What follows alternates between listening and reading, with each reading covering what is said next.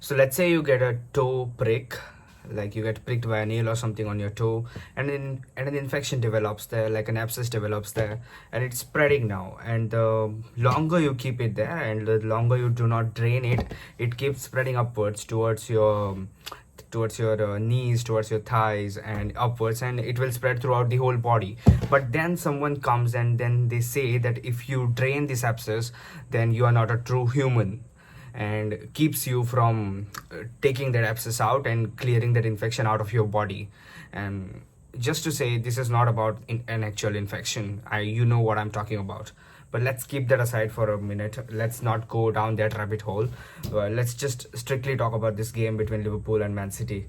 I think Man City were the better team when the game started in the first half, and we were nowhere close to being our best. We were not even being able to spring a couple of passes together, create any chances whatsoever. The midfield was dead. McAllister wasn't good in the first half. Gravenberch, I have a different issue with Gravenberch. Gravenberch got a lot of balls on the edge of the box, but the man refuses to shoot. The man refuses to open up his body and play towards the goal. He a lot of the times he receives the ball and he turns away from the goal and pulls the entire traffic upwards from the opposition defense, and then the chance is gone. There's no chance after that. So this is my complaint with Gravenberch. Apart from that, maybe he's good on the turns, he's good on receiving the ball, and he's good being press resistant. But there's another meaning to him being press resistant. He's also resistant to pressing himself. Like, he doesn't press at all. Like, if the Man City midfielders had the ball within like 10 meters of Gravenberch just stands still and expects the others to do his pressing. He doesn't go towards the man. He has to do it. Also, Florian Wirtz was missing in this game in the first half. In the second half, he played much better. He was much more involved and he was creating chances. And also in first half, I think he did create some chances. He did put that one ball for Ekitike, which Mark Guehi defended really well, to be honest. Ekitike was through on goal with just Mark Guehi between him and the goalkeeper, and Guehi just stood his ground and forced Ekitike to make a decision, and eventually Ekitike was blocked. And in the second half, that penalty appeal from Mo Salah, it's right that the contact started outside the box, so technically it has to be a free kick outside the box and not a penalty. But then again, he was the last man, and Ruben Diaz was present in the vicinity, but I don't think he gets there before Mo Salah takes a shot. So this is a denial of a clear goal scoring opportunity, so that's a clear red.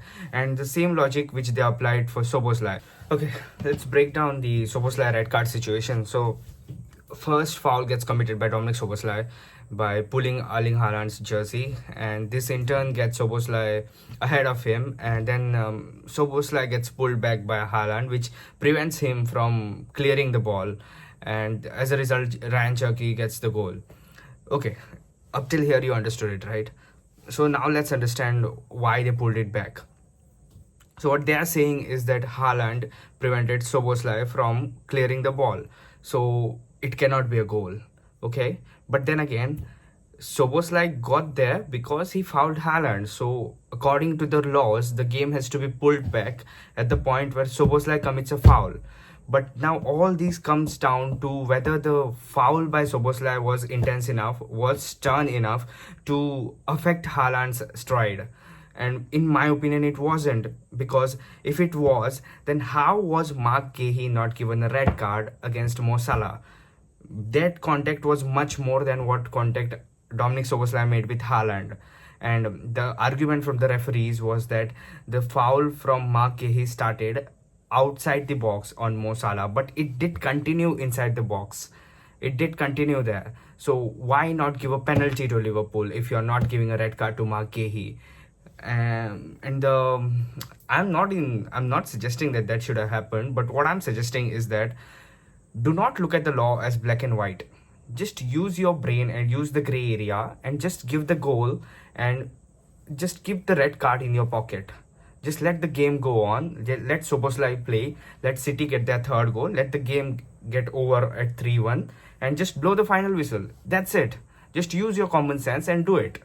So this is my complaint with the referees, and they're interpreting laws like they are machines and not humans. So this is something that I'm very unhappy about. I think even City fans are unhappy about it.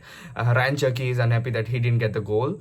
Then Erling Haaland, I don't know about Erling Haaland, but all City fans are unhappy that they didn't get a third goal. And Liverpool are unhappy that Dominik Szoboszlai is now going to miss the next game with a red card. So it's a lose-lose situation for everyone involved. It wouldn't have mattered if Liverpool conceded the third anyway, because I don't think we are getting Champions League football, to be honest, with Arne Slot at the helm. We need a change. We need a real change, because Arne Slot is not the man for the job. I would have said the same thing even if we won it, because our mentality is lacking. We don't have character, we don't have identity to our team.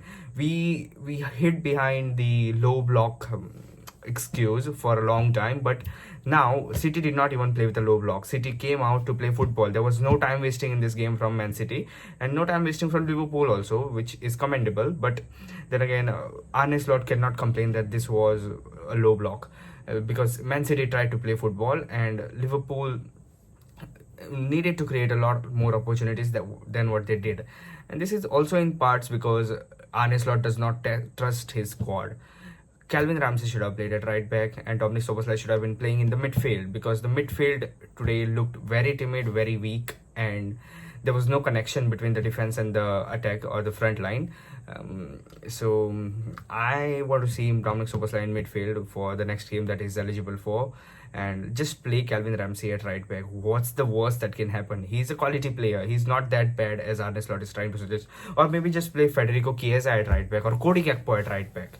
Just do whatever you want, but play Dominik Szoboszlai in the midfield. Yeah, Cody Gakpo. Man, that guy. I don't know. I don't know what will take for Arne Slot to take him out of the first 11. He is a good player. He is a decent player, but he's not at all Liverpool quality. He is not Liverpool quality. I don't think he ever will be, because he cannot use his left foot. So he cannot go to the byline, he cannot cross inside with conviction. So what exactly can he do? Because that cutting inside and shooting is not going to help in the Premier League, because he will never in a million years get that kind of space which he gets in the international football. The space that he gets for Netherlands, he is never going to get it for Liverpool. So how is he going to contribute significantly to our attack? It does not help him that Mo Salah's form has dipped, but again, as an individual, Cody Gakpo is not Liverpool quality as a starter. He is a good squad player and he deserves a chance from the bench and a one-off start every 3 or 4 games. But he can't be starting every game, and he can't be playing 90 minutes all the time. He almost played 90 minutes today, and his replacement was Curtis Jones. How is that going to help? Just get in Rio and Gumha, just get in Federico Chiesa, and help out the attack. Hugo Ekitike was getting quite isolated today because he was not getting the service. Florian Wirtz tried to make something happen towards the end, but it was too late by then. And yeah, this should have been that Dominik Szoboszlai free kick. It was worthy of winning the World Cup, and we had to lock down the result after that went in. At 1-0, we should have become more aggressive towards their goal, and we should have sealed the result with another goal, or at least keep on attacking and keep the play in their half. But instead, we started inviting pressure and we conceded, and after conceding again, we shrank. Like we did not try to get back into the game adequately, and this is all on Arne Slot, because Arne Slot he's not a horrible coach. He's just an average coach, and he's a horrible manager. He can't manage the club of Liverpool stature to glories. I mean, it will be unfair to say that it was Klopp's doing, the last Premier League title. He deserves some credit. Slot deserves some credit, but he's not the man leading Liverpool into the new age. He's not the man for the job in the long term. We need to get Xabi Alonso, because if we don't get him now, then Man City is going to go for him. And then just imagine the situation that Arne Slot somehow manages to stabilize the results, and he is kept at the club beyond this summer, and Pep Guardiola leaves Man City, so Xabi Alonso joins Man City, and then next season Arne Slot starts getting bad results, and then we sack him midway through next season. We are left with nothing. We will have Xabi Alonso at Man City, and we will have sacked Arne Slot, and we will be left with no decent options, because I don't think any good manager will be jobless at midway through the next season. So it is now or never. We need to act soon and lock down Xabi Alonso's deal for the summer or now. I don't mind if even if Arne Slot gets sacked now, but I don't mind if he is kept till the summer either, provided there is a deal in place for Xabi Alonso to come to Liverpool after this season. So yeah, this was me venting out my frustration, and there will be more maybe next week.